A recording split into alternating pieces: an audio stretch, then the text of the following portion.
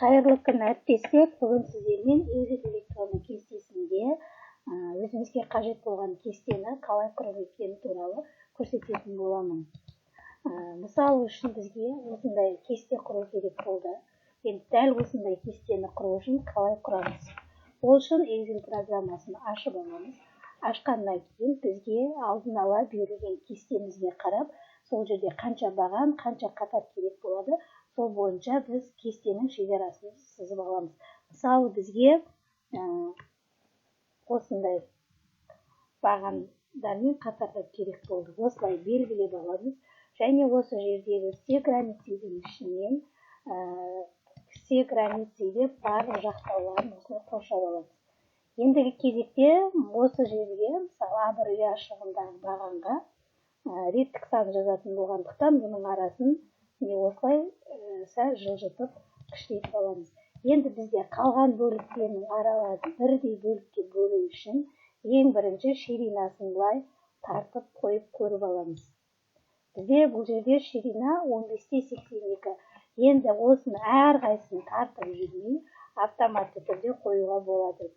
15-82 екенін көріп аламыз. Енді мынау тінтеуірдің нұсқағышын осы Б ұяшығын апарғанда ол осылай өзгереді.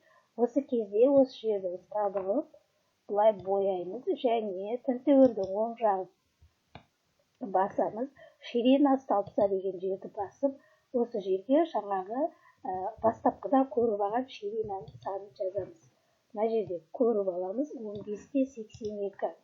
Ширина столбцов деген жерге 15-82 деп окейді бассақ, міне барлығы бірдей болып өзгерді. Егер кішірейтетін болсақ, бұны сәл кішірейту керек болса, міне бұлай тартамыз, көріп аламыз 12-36. Қайтадан бояп аламыз. Ширина столбца 12-36. Міне автомат түрде кестеміз осылай жиылды. Ендігі кезекте бізде мынау осы төбедегі қатарға біз кестемізде не берілді, соны жазамыз. Және бұны бір ерекше етіп бояп қою үшін осы жердегі кез келген түсті алып боясаңыздар болады. Енді мына бір аралықты ұяшықтарды жоқ қылу үшін осылай соңына дейін бояп алып, мына жердегі объединить дегені үстін бір рет бассақ, міне біздің ұяшықтарымыздың барлығы жоқ болып кетті. Енді келесі бізде мына жерге нөмір белгісі болу керек. Мысалы өзімізге қандай кесте берілді. Енді кестемізге қарап аламыз. Бізде мысалы 1, 2, 3, 4. 2, 3, 4. Осы 4 баған қалу керек екен. Оның тұсына қатарлар болу керек екен. Мысалы 1, 2, 3, 4, 5. Енді осы жерден, осы 5 қатарға дейін бояп аламыз. 1, 2, 3, 4, 5. Барлығын бояп аламыз. Сөйтеміз да объединить ячейки. Дәл осылай объединить ячейки. Дәл осылай бояп аламыз да объединить ячейки. Дәл осылай бояп аламыз объединить ячейки.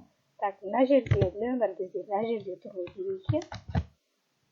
Мына жерге енді өзіңіз кестелеріңізге не берілді, соны жазасыздар.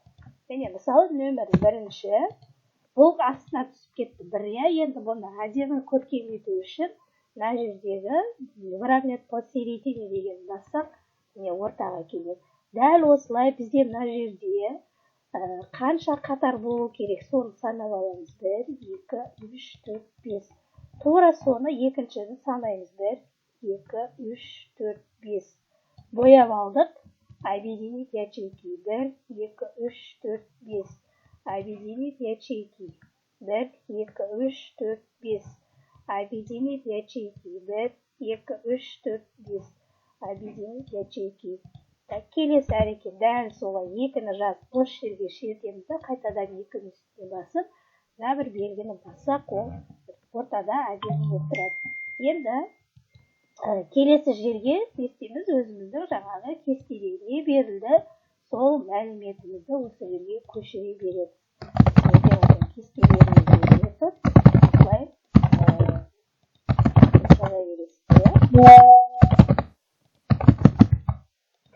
егер көрсеңіздер, мына жерден астына бір түсіп кетті, ортасына қою үшін осы ұяшықты белгілеп аламыз, мына белгіні басамыз.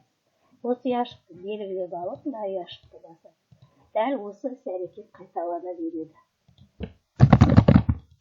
Кестемізге берілген нәрсені жазамыз. Былай әдемі етіп орнына келтіреміз. Дәл осылай кестелеріңізді құра берсеңіздер береді. Болады, өте оңай. Егер де сіздерде дәл осылай